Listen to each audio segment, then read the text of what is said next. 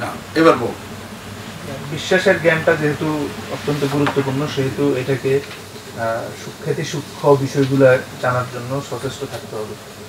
আর এই জন্য আমাদের পূর্ববর্তী ওলামায়ে কেরাম এটাকে সূক্ষ্মভাবে পর্যালোচনা করতেন। এটা তাদের আমরা লিখিত কিতাবের নাম দেখেই বুঝতে পারি। যেমন ইমাম আবু হানিফা এই বিষয়ের কিতাব লিখে এটার নামকরণ করেছেন আল ফিকহুল আকবার, অর্থাৎ সর্বোত্তম ফিক, সর্বশ্রেষ্ঠ ফিক। ফিক যেমন সুখ্যাতি সূক্ষ্ম বিষয়গুলোকে অনুধাবনের চেষ্টা হয়, ঠিক তেমন আকীদা বিষয়ক ওহির উপর নির্ভর করে সুখ্যাতি সূক্ষ্ম বিষয়গুলোকে অনুধাবন করা। এর দ্বিতীয় আমরা এখন যে বিষয়টা সবচেয়ে গুরুত্বপূর্ণ সেটা হলো উৎস কি, এই জ্ঞানটা যেটা আহরণ করব এই জ্ঞানের উৎস কি।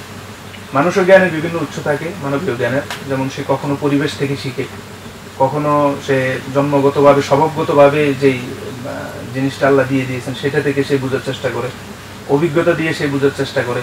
এভাবে বিভিন্ন উৎস থাকে, ল্যাবরেটরি থেকে কিছু শিখে, পরীক্ষামূলক কিছু শিখে। এখানে জ্ঞানের উৎস এটা ভালো বলেছো, জ্ঞানের উৎস বিভিন্ন। স্বাভাবিক উৎস আল্লাহ জ্ঞানের যে আমাদের 5টা ইন্দ্রিয় দিয়েছে, হ্যাঁ পঞ্চ ইন্দ্রিয়, এগুলো থেকে আমরা শিখি। আল্লাহু আখরাজাকুম ওয়া জাআলা লাকুম,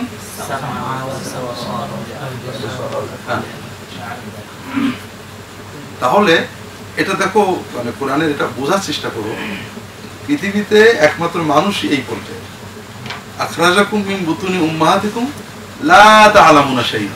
গরুর বাছুর, হাঁসের বাছুর কিন্তু এরকম জন্মে না, পাখির বাছুর এরকম জন্মে না, ওরা কিছু জেনেই জন্মে। কথা বুঝতে পেরেছো? একমাত্র কিছুই না জেনে জন্মে হলো মানুষের বাছুর, বুঝেছো? লা তা'লামুনা, কিভাবে মানুষ জানে? জাআলাকুম সামআ ওয়াল আবসারা ওয়াল আফিদা। আমাদের কান, চোখ, এটা আমাদের মূল ইন্দ্রিয়। আমাদের স্পর্শ ইন্দ্রিয় আছে, কিন্তু আমাদের সবচেয়ে বড় জ্ঞানের জন্য আমাদের ব্রেনের ইনপুট কি? চোখ, কান। এটা তো আউটপুট, এর ইনপুট কি? চোখ আর কান। আমাদের ব্রেনে জ্ঞান ঢুকছে এই দুটো দিয়ে মূলত, বাকি আছে স্পর্শ ইন্দ্রিয় আছে। আল্লাহ তাআলা বললেন যে এটা এটা আল্লাহ তোমাদের তো শুকর করতে হবে। যাই হোক, আমাদের জ্ঞানের প্রথম উৎস কি? আমাদের এই ইন্দ্রিয়গুলো, এগুলোতে আমরা শিখি। দ্বিতীয় আমাদের পরিবেশ, মানুষের মুখ থেকে, লোক কথা থেকে শিখি। বাপ বলেছে সব তো আমরা ইন্দ্রিয় দিয়ে শিখি না। যেমন বিষ খেলে মানুষ মরে, এটা আমরা অনেক সময় ইন্দ্রিয় দেখি, আমরা চোখ দিয়েও দেখিনি কাউকে মরতে, নিজেও খেয়ে মরিনি। আমরা এটা মানুষ কান দিয়ে শুনেছি, মানুষের মুখ থেকে শুনেছি। তৃতীয় হলো আমাদের লজিক, যুক্তি, যেটা প্রাণীদেরকে আল্লাহ তাআলা দেননি, এটা আমাদের দিয়েছে। সেটা হলো অতীত, ভবিষ্যৎ, বর্তমানকে একটা লজিকে এনে ফেলা, যে এইটা করলে যেহেতু এটা করলে এটা হবে। লজিক কিন্তু একটা যুক্তির, একটা জ্ঞানের একটা ভিত্তি। ল্যাবরেটরি আমাদের অভিজ্ঞতার, অর্থাৎ যেটা ইন্দ্রিয় দিয়ে আমরা শিখি। ল্যাবরেটরিতে নিলাম, করলাম, দেখলাম, এটা একটা আমাদের মূলত ইন্দ্রিয়লব্ধ জ্ঞান, বুঝেছো? এগুলো সব মানে সাধারণ জ্ঞানের উৎস। আর আমরা বিশ্বাস করি যে জ্ঞানের আরেকটা উৎস আছে, সেটা কি? ওহী। জ্ঞানের এই উৎসগুলো সব মানবীয়, আমাদের ইন্দ্রিয়র মাধ্যমে আমরা বুঝতে পারি। এমনকি লজিকও মানুষ নিজেদের জ্ঞান বিবেকের আলোকে তৈরি করে। আর ওহী হলো যেটা আল্লাহর কাছ থেকে মানুষকে আল্লাহ দেন, যেটা আল্লাহর বাছাই করা কিছু মানুষই পেতে পারে। এখানে ওহীর কথায় আরেকটা জিনিস বলছো, এটা আসবে পরে। ওহী বিভিন্ন রকম আছে। ইসলামে ওহী শতভাগ ওহী শুধু নির্ভুল জ্ঞানের উৎস। আমরা যখন বাইবেল নিয়ে কাজ করি বা বিভিন্ন ধর্মের বিষয় দেখি, সেখানে একটা ভয়ঙ্কর জটিলতা থাকে যে মানুষ ওই এলকা, এলহাম, কাশ এগুলোকে ওহীর সমান করে। খ্রিস্টান ধর্মের যে ধর্মীয় বিকৃতি, এটার মূল কারণ ছিল যে তারা বলতেন বাইবেলের একটা বক্তব্যকে দিয়ে যে পবিত্র আত্মা এখন থেকে আমাদের সাথেই থাকে। যারা যেটা মনের ভিতর কল্পনা করতেন, চিন্তা করতেন, পবিত্র আত্মায় আমাকে এটা দিয়েছে, তিনি সেটাই করতেন, সেটাই বলতেন, এটাকেই ধর্মগ্রন্থ ধর্ম মনে করতেন। যে কারণে নানাবিধ জটিলতা তৈরি হয়েছে। আমাদের সমাজেও আছে, মানুষ স্বপ্ন দেখে, অথবা কাশফ হয়, অথবা দেখছে ফেরেশতা এসে বলে গেল। এগুলো মানুষ অনেক সময় আল্লাহর পক্ষ থেকে দেওয়া জ্ঞানের উৎস মনে করে এবং এটাকে ধর্মীয় কাজে ব্যবহার করে মানুষ বিভ্রান্ত হয়। এটা সকল মানুষের ভিতরে কম বেশি বিভিন্ন চিন্তা আছে, কোনটা শয়তানের কোনটা ভালো মন্দ বুঝতে পারে না। এই জন্য ইসলামে একটা মূল দায়ী দিয়েছে যে শতভাগ ওহী, এটা হলো ইসলামী জ্ঞানের উৎস। শতভাগ ওহী বলতে কি বুঝাচ্ছি? 50%, 60%, 48%, 72% ওহী আছে না? বলো তো কি?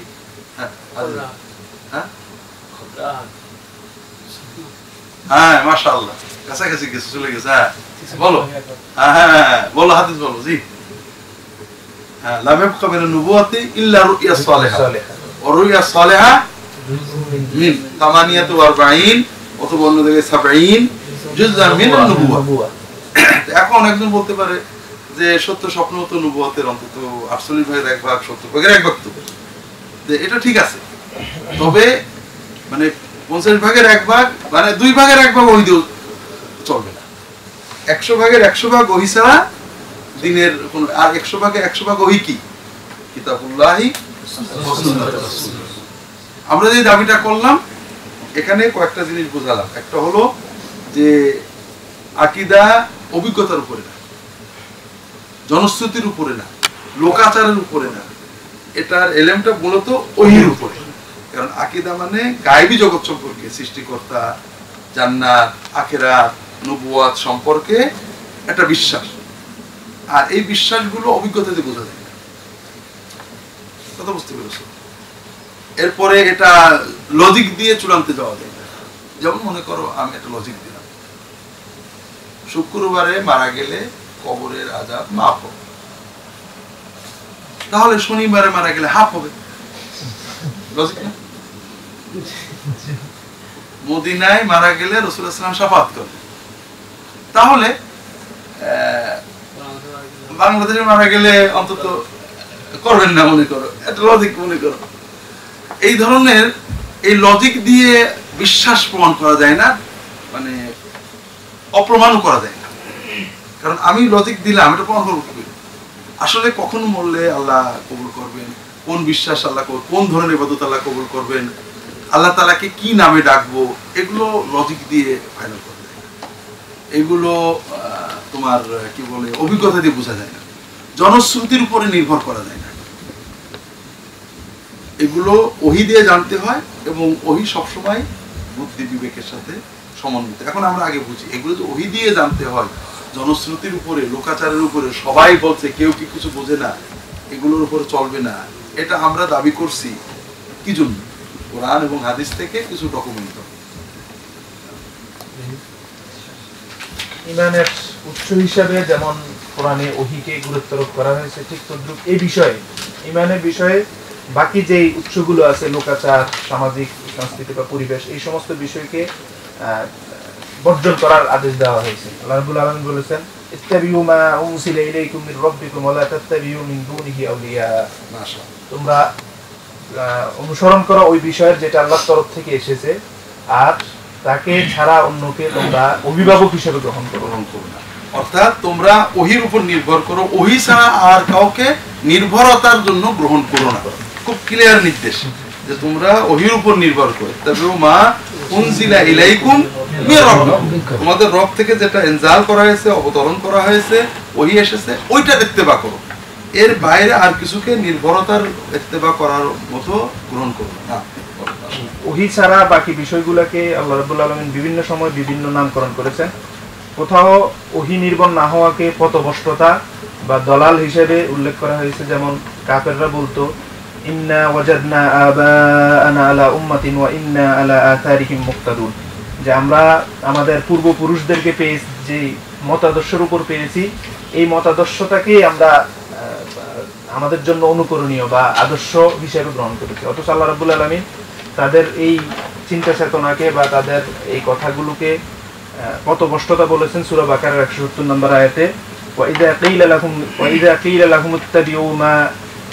قيل لهم اتبعوا ما أنزل الله قالوا بل نتبع ما ألفينا عليه آباءنا أولو كان آباؤهم لا يعقلون شيئا ولا يهتدون। অর্থাৎ যখন তাদেরকে বলা হয় তোমরা আল্লাহর তরফ থেকে যেগুলো এসেছে এটার উপর বিশ্বাস স্থাপন করো, তখন তারা বলে না, আমরা আমাদের পিতা বা পূর্বপুরুষদেরকে যেটার উপর চলতে দেখেছি সেটার উপরে বিশ্বাস করব। তাদের পিতা কোনো কোনো ক্ষেত্রে যদিও তাদের পিতা বা পূর্বপুরুষরা এসব বিষয়ে কোনো বিষয় বুঝতেন না অথবা সৎপথ প্রাপ্ত হতেন। এখানে বিষয়টা আমরা আরেকটু এভাবে করে না, আরো অনেক আয়াত এখানে তোমরা বলতে পারো যে তাহলে কি সমাজের কিছুই মানা যাবে না, অথবা সমাজের পিতা মাতানো সবই খারাপ। আসলে এখানে বিষয়টা হয়েছে মানে খারাপ বা ভালো একটা মানদণ্ড লাগে, সে মানদণ্ড হলো ওহী। সমাজের সবই খারাপ এটাও না, সবই ভালো এটাও না, ভালো হোক মন্দ হোক প্রমাণের জন্য তোমার ওহী লাগে। আর এজন্য আরবে যখন রাসূলুল্লাহ সাল্লাল্লাহু আলাইহি ওয়াসাল্লাম আসলেন, আরবের লোকেদের দিন ছিল না ছিল না? ছিল। তারা ইব্রাহিম আলাইহিস সালামের উম্মত এবং আওলাদ হিসেবে প্রচন্ড এতেজাজ করতেন। এখন ইব্রাহিম আলাইহিস সালাম থেকে তারা দিন পেয়েছেন কাদের মাধ্যমে? বুজুর্গদের মাধ্যমে, বাপের পরে বাপ, বাপের পরে বাপ, বাপের পরে বাপ। এজন্য তারা দাবি করতেন যে আমরা যা পেয়েছি বা সিলসিলা আমরা আমাদের মুরব্বীদের থেকেই পেয়েছি, এটার বাইরে আমরা যাব না। ইন্না ওয়াজাদনা আবাআনা আলা উম্মাতিন ওয়া ইন্না আলা আথারিহিম লা মুহতাদুন। পরের আয়াতে আবার কি আসছে? মুহতাদুন আসছে। তো এইরকম তাহলে আল্লাহ বলছেন যে না, এই সিস্টেমে হবে না। তোমাদের বাপ দাদারা কখনো জানতেন, কেউ জানতেন না। আলোকানা আবুমলা কেউ বুঝতেন, কেউ বুঝতেন না, অনেকে হতে পারে। এটা নিয়ে বিতর্কে যেও না। আল্লাহ কোরআন অন্য জায়গায় বলেছেন তিলকা উম্মাতুন লাহা মা কাসাবাত ওয়া লাকুম মা কাসাবতুম ওয়া লা তুসআলুনা আম্মা কানু। আরব দেশের বিতর্ক ছিল একটাই যে আমরা তার ইব্রাহিম আলাইহিস সালাম এই বড় বড় সব ভুল করেছে। আল্লাহ প্রথমে ইব্রাহিম আলাইহিস সালামের সফলতার কথা বললেন, ইসমাঈল আলাইহিস সালামের কথা বললেন, ইয়াকুব ইসহাকের কথা বললেন, তিনি মৃত্যুর সময় কি বলেছিলেন বললেন। বলার পরে আল্লাহ তাআলা কেটে দিলেন যে তারা ভালো ছিলেন, কিন্তু তারা কি করেছেন না করেছেন এটা প্রমাণ করা অপ্রমাণ করা ঝামেলায় যাওয়া দরকার। এখন যদি তুমি বলো যে ইসহাককে তো আল্লাহ কোরআনে ভালো বললেন, ইসহাক তো এটা করেছে, যদি বাইবেল অমুক হয়ে গেছে, ইয়াকুব এটা করে বাইবেল অমুক হয়ে গেছে, অমুক কাহিনীতে আছে ইব্রাহিম এটা করেছে, তাহলে যদি ভালোই ছিল তাহলে ওনারা এটা করলো কেন? আল্লাহ বললেন তারা ভালো ছিল, তারা ভালো করেছেন, কিন্তু তাদের কথার যুক্তি দিয়ে কে কি করেছেন এই চিন্তা করে তোমাদের লাভ নেই। তিলকা উম্মাতুন কাদ খালাত, তারা চলে গেছে, লাহা মা কাসাবাত ওয়া লাকুম মা কাসাবতুম। তাদের অর্জন তাদের এবং তোমাদের অর্জন তোমাদের। ওয়া লা তুসআলুনা আম্মা কানু, তারা কি করেছেন তোমাদের জিজ্ঞেস করা হবে না। কাজে ওটা নিয়ে তোমরা ওহী দিয়ে প্রমাণ করো তুমি যেটা করছো ঠিক আছে কিনা, এটা তাদের আমল দিয়ে না, ওহী দিয়ে প্রমাণ করো। এইটা কিন্তু খুব দরকারি বিষয়। আমাদের অনেক সময় সমাজে আকীদা এবং আমল সকল ক্ষেত্রেই আমরা কিছু মানুষের ভালো বলবো, বিশ্বাস করবো তারা ভালো ছিল, তখন একজন বলবো উনি তো অমুক আমলটা করেছেন না করেছেন জানি না, করে থাকলে করেছেন, না করে থাকলে না করেছেন। করে থাকলে কেন করেছেন? লাহা মা কাসাবাত ওয়া লাকুম মা কাসাবতুম। আমি যেটা করছি এটা আমার বিচার করতে হবে, সেই বিচারের মেয়ার কি? কথা বুঝতে পেরেছো না? বলো এরপরে ওহীর বিপরীত আকীদার ক্ষেত্রে ওহীর বিপরীত জ্ঞানগুলোকে কোরআনের ধারণা বা কল্পনা প্রসূত হিসাবে চিহ্নিত করা হয়েছে। যেমন সূরা ইউনূসের ৬৬ নম্বর আয়াতে আল্লাহ বলেছেন ওমা ইয়াত্তাবিউ আকতারুহুম ইল্লা যান্নান ইন্নাজ যান্না লা ইউগনি মিনাল হাক্কি শাইআ। এদের অধিকাংশই তাদের কল্পনা প্রসূত জ্ঞানের উপর নির্ভর করে বা অনুসরণ করে। আর এটা সত্য যে সত্য উদ্ঘাটনে কল্পনা কখনোই উদ্ঘাটন করতে পারে না। কল্পনা এটা খুব ভালো একটা বিষয় না, সেটা খুব দরকারি জিনিস। সেটা হলো প্রত্যেক জাতি তাদের ধর্মের ব্যাপারে দাবি দেওয়া করেন না, তাদের বিশ্বাস তো প্রমাণ করতে চান। এখন এইগুলো ওহির বাইরে যেটা সেটা সব জন মানে ধারণার এলেমের পার্থক্য করছেন আল্লাহ। যেমন মনে করো তোমরা যেটা পড়ো সেটা বলি, অন্যান্য বিষয় হিন্দু ধর্মে যাও, হিন্দু ধর্মে যত বিশ্বাস এবং আচার আছে তাদের বলো যে এটা আপনার ধর্মগ্রন্থে প্রমাণ করো। সবচেয়ে বড় বিষয় হিন্দু ধর্মে কি? দুর্গাপূজা। এখন এই দুর্গাপূজাটা ৩০০ বছর আগে ছিল না। বেদ দিয়ে দুর্গাপূজা প্রমাণ করতে বলো, গীতা দিয়ে বলো, কিছুই পাবে না। এমনকি দুর্গাপূজার এই বিষয় অনুষ্ঠানটাই ৩০০ বছর আগে ছিল না। ব্রিটিশ সময়ে সর্বপ্রথম দুর্গাপূজা শুরু। কথা বুঝতে পারবে? যে কোনো বিশ্বাস বলো বা আচার বলো, তুমি প্রমাণ আপনার গীতা দিয়ে প্রমাণ করে আপনার ধর্মগ্রন্থ বেদ, বেদ দিয়ে প্রমাণ করে। এত মানুষ কিছু বোঝে না, জান কথা বুঝতে পেরেছ? যেমন আমাদের সাবিত তার মনের ভিতরে যে খটকাটা প্রথম লাগলো, বর্তমানে মুসলমানদের দেখে কেউ মুসলমান হয় না, কিন্তু ইসলামের ভিতরে কিছু এমন কিছু শক্তি আছে, যেমন আফ্রিকাতে 1950 সালে খ্রিস্টান ভ্যাটিকান থেকে সিদ্ধান্ত নেওয়া হয় 2000 সালের ভিতরে Africa will B A Christian continent. লিখিত গণিত ব্যাপক বিলিয়ন ট্রিলিয়ন ডলার প্রতি বছরে খরচ করা হয়েছে আফ্রিকায়, যে আফ্রিকা মহাদেশকে খ্রিস্টান মহাদেশ বানাতে। এইবারে 2050 এর ভিতরে এশিয়ার বাংলাদেশ এবং পাকিস্তান খ্রিস্টান বানাতে হবে, ইন্দোনেশিয়া সহ 3টে বড় মুসলমান দেশ। যাই হোক, তারা প্রচুর চেষ্টা করেছেন, মুসলমানরা কিছুই করিনি, অর্গানাইজড কিছু করিনি। কি হয়েছে, মুসলমান একজন এদের চাকরি নিয়ে গেছে, বাংলাদেশের লোক, পাকিস্তানের লোক, একজন হয়তো একটা মসজিদ ইমাম হয়ে গেছে। মজা হলো, এই একেবারে বিক্ষিপ্ত কাজের মাধ্যমে খ্রিস্টান ধর্ম তাদের সুশৃঙ্খল প্রচার অভিযান এবং বিলিয়ন ট্রিলিয়ন ডলারের বাৎসরিক ফান্ডের পরও যা গিয়েছে, ইসলাম প্রায় কাছাকাছি গিয়েছে। এবং এটা কোন রকমের মানে অর্গানাইজড প্রচার অভিযান ছাড়া। কেন? ইসলামের একটা নিজস্ব শক্তি আছে।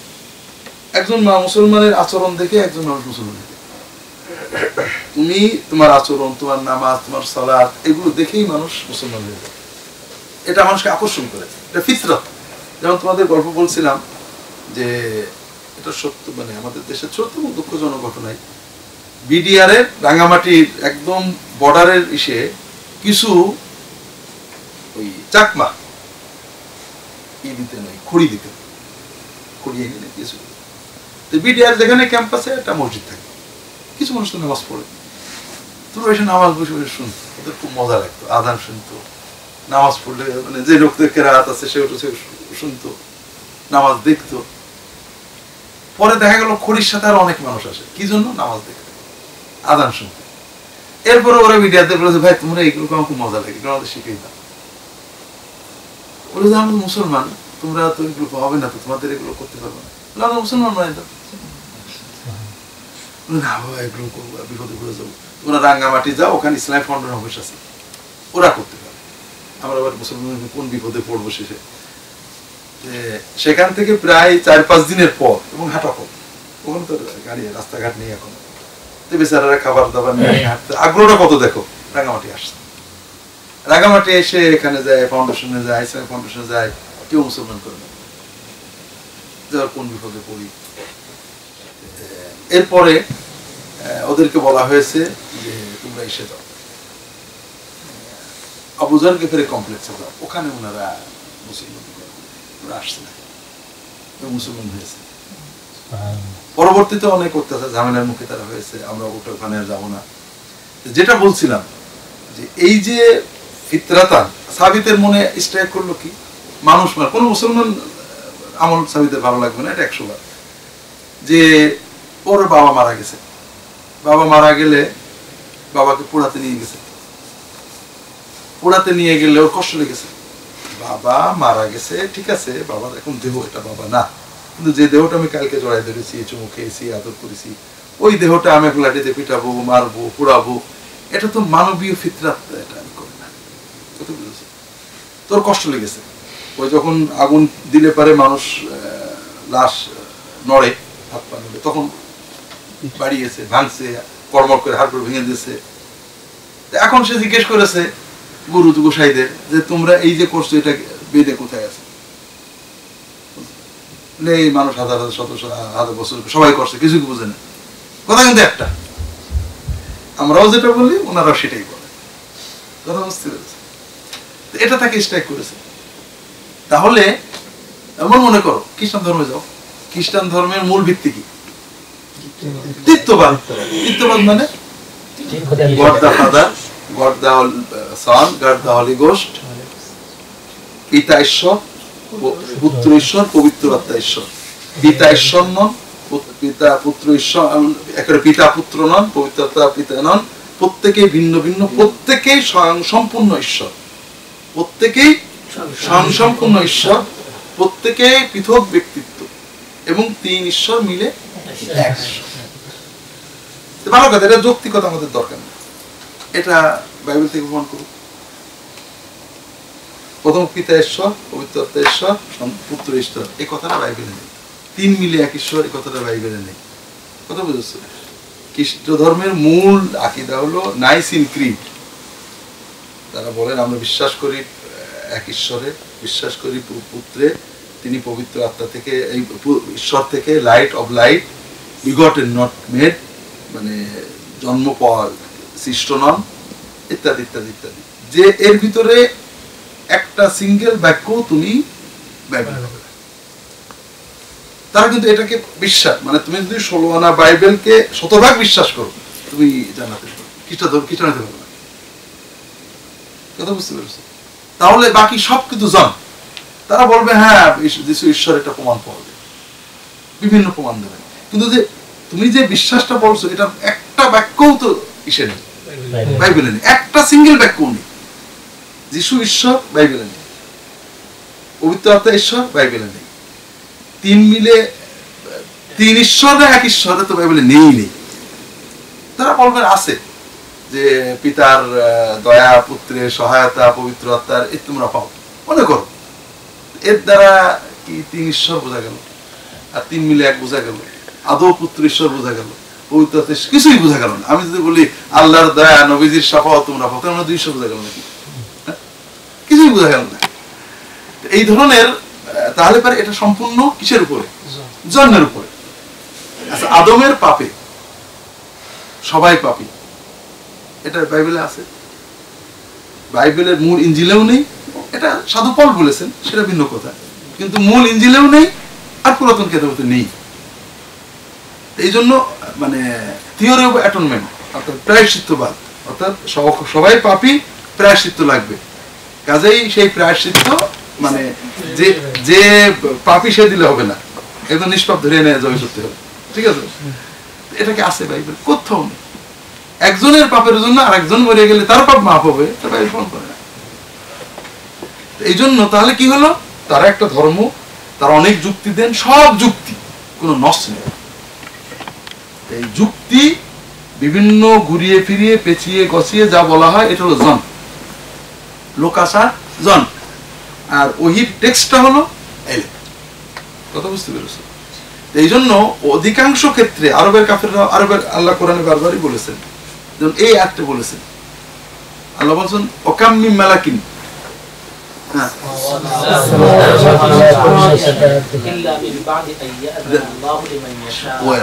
কারণ কি? তারা বিশ্বাস করত ফেরেশতারা শাফাআত করে, আর এই জন্যই তারা ফেরেশতাদের ইবাদত করে।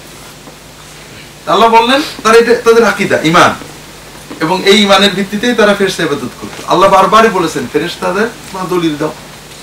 আল্লাহ বললেন যে ফেরেশতাদের শাফাআত করার অধিকার নেই আল্লাহর অনুমতি ছাড়া, কাজেই তাদের ইবাদত করে কোনো লাভ নেই। এরপরে বলো, পরের আয়াত বলো,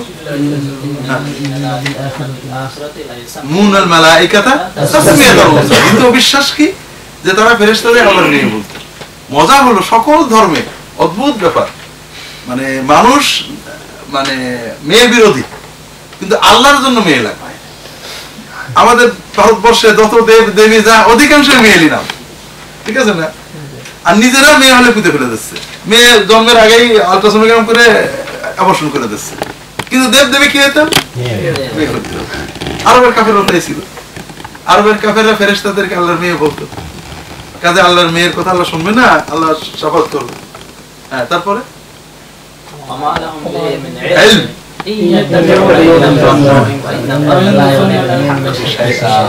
তাহলে তাদের যে কয়টা আকীদা এখানে সবগুলোই পূর্ববর্তী কেতাবের ভিত্তিতে নেওয়া। আল্লাহর যে ফেরেশতা আছে, ফেরেশতারা শাফাআত করবে, দুটোই কিন্তু সহি কথা, কিন্তু তারা এই দুটোর সাথে কি একটা জিনিস দাবি করেছে, ফেরেশতাদের শাফাআতের অধিকারটা নিজস্ব, ইচ্ছা করলেই পারবে। কাজে কোন রকমের ফেরেশতাকে খুশি করতে পারলে ওরা আল্লাহকে তাদের তরাই নিতে পারবে।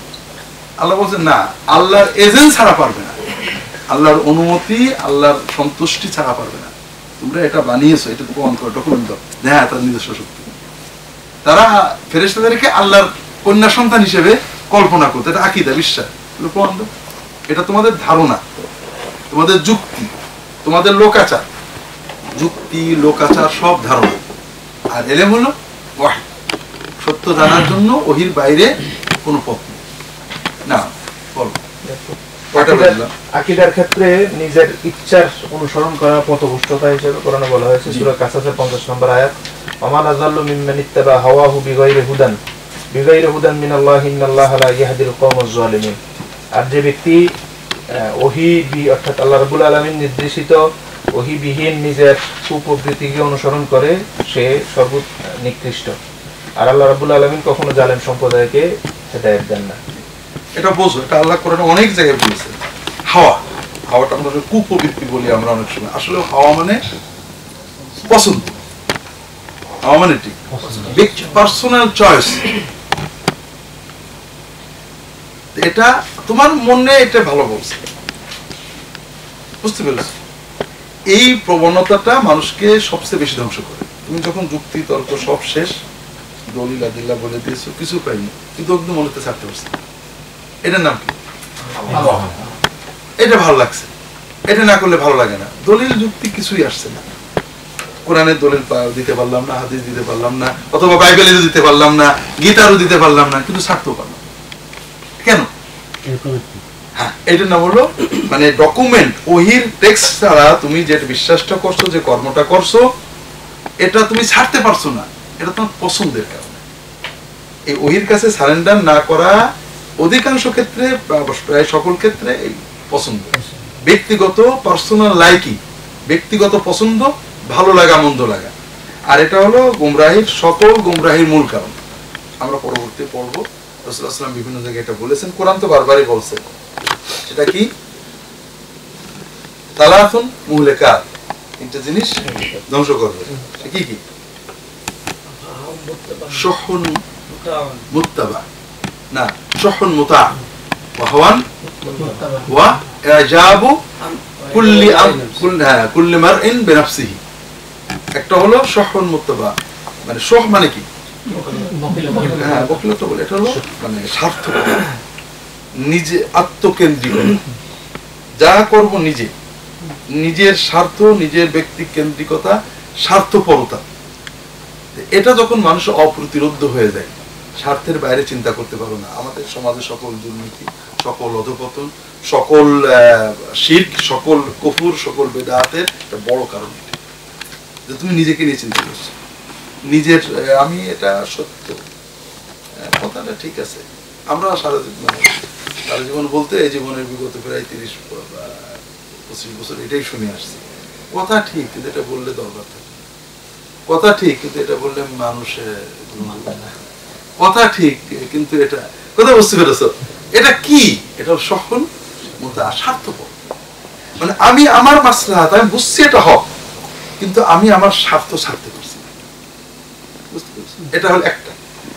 এখানে কিন্তু ওই ব্যক্তি সত্যকে অস্বীকার করছে না, বলছে না যে আমি হক, সে বলছে যে না ঠিক, কথা ঠিক আছে। এরকম কথা তুমি শুনেছো? শুনি আমি আমি তো এই কত এই 20-25 বছর এটাই শুনে আসছি। কথা ঠিক আছে, কথা ঠিক, কিন্তু এটা বলতে গেলে চলে না, এই সমাজে চলে না। তার মানে কি?